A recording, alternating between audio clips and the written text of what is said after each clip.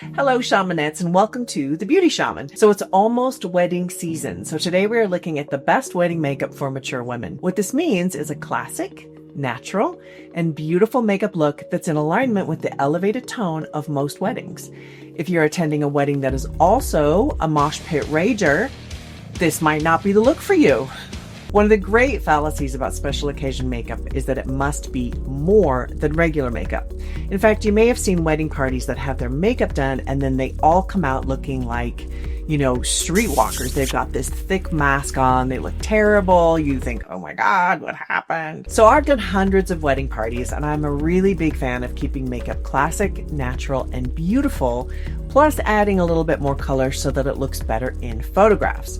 But as an aside, photography and videography use primarily 4K, which means what you see with the naked eye is what the camera sees, so there's no need to go overboard.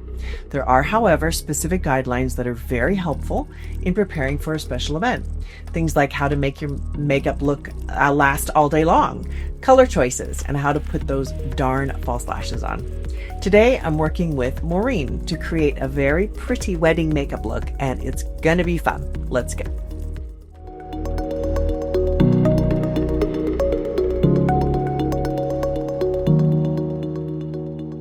In order for a foundation to look really beautiful and last all day, especially in hot weather, on your skin, we need to add some hydration. So on Maureen, I'm adding a vitamin C serum that is oil soluble. In other words, it has tetrahexydecyl ascorbate, or THDA for you skincare geeks out there. That is one of the best forms of oil-soluble vitamin C out there. Then I apply a little moisturizer just to be sure her skin is hydrated. After that, I'm going to use a gua sha. So this is fantastic. It improves circulation and reduces puffiness. And who doesn't need that around our eye area before we go to a special event? So on the gua sha, I just use it back and forth on those areas that tend to be puffy around your eyes. You can also do a facial massage. It will do the same thing. After that, I'm grabbing a foundation brush and a glowing foundation made by Prime Prometics called CC Cream. I really like this CC Cream. It's a light to medium coverage, blends very well, stays on the skin all day, and has a lovely glow to it, as you can see. If you prefer to use a matte finish foundation, by all means, but I really like this look on her skin. It covers just enough and still looks really fresh. Then I take a concealer and I apply it around her eye. And as you can see, she's got some redness around her eyes, as so many of us do. And I apply it using my finger very close to her eye line so that we can take out those redness. Now, some of you have brown around your eye area, some darkness, maybe you've got dark circles, whatever that is. So by applying a foundation that is either matches your skin or slightly lighter, use it just around your eye area. It looks beautiful. I just tap it in with my finger. Blends beautifully. Then I take a powder, a translucent powder, and just dust it on her skin very lightly because her skin is really dewy, maybe a little too dewy. So I'm just going to take it down a notch before I do any other products on her skin.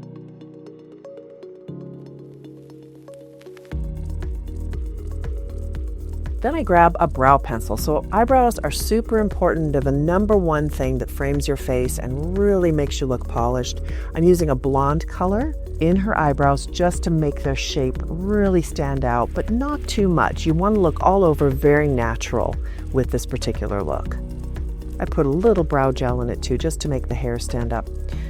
Then I'm using a bronzer and I apply it above her, on her forehead and under her cheekbones, and just using a nice blender brush, I blend it in very carefully. You want to be sure that this doesn't look weird, and the way to do that is that you just really blend it in well. And I wanted it to be sort of a sun-kissed look because we're pretending this is an outdoor wedding, so looking sun-kissed is really important. And it frames her face beautifully. Then I'm grabbing the Afterglow Cream Eyeshadow. I think this is a beautiful color. It's kind of a nice taupe with a bit of shimmer to it. It's beautiful on her skin.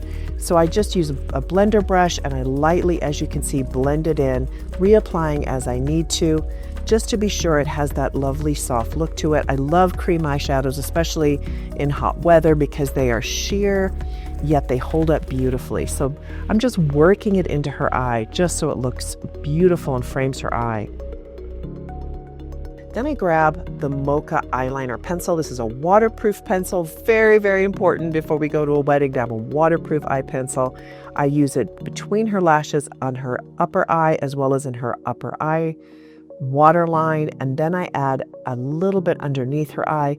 Be really careful going underneath your eye. Maureen's eyes can totally handle this, so I can rim her eyes and blend it in. It looks great. Not many people can do that though. You might want to just stick to the upper eye line. Then I'm grabbing a lovely warm eyeshadow and using it just on the outer edge. So I want this to be a very classic, but have a little bit of punch to it. And that's why I'm using this particular color. And as you can see, it really is nice. I also used it along her eye line in order to really bring out the liner a little bit more. I'm adding a touch of cream eyeshadow on her eyelid just to make her eyes pop. Then we apply the famous eyelashes and they look really beautiful on her. Next, we're going into cheeks and lips. So this is a nude cream blush, which I really love. It's a perfect pink for a wedding. I'm just using my finger, as you can see, to blend it on her cheek, a little bit up into her forehead and on her brow bone. Looks really natural and beautiful, but it gives her a lovely glow. I think this looks so gorgeous. You can also use this on your lips if you would like. I particularly just really love it on her cheeks for this look. I've got to be sure that they are even. That's why I'm adding a little bit more on that cheek.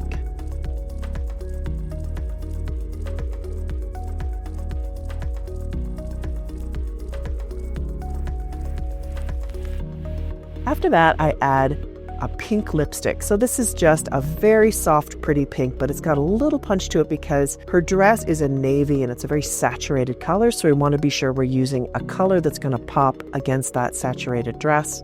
This is a lovely pink. It's like the perfect wedding pink. Then I'm using a neutral lip liner to frame her lips so that her lipstick doesn't bleed down her face as she sits at her outdoor wedding. And I carefully line it just to keep that looking really sharp. And that is the finished product. She looks gorgeous. We curled her hair, of course, and then back combed it, pulled it back a little bit just to frame her face so she can dance all night and not have it in her face. I love this look. Have a great wedding season. I hope this has been helpful. Please write down below. I always love to hear from you. Thank you for watching The Beauty Shaman.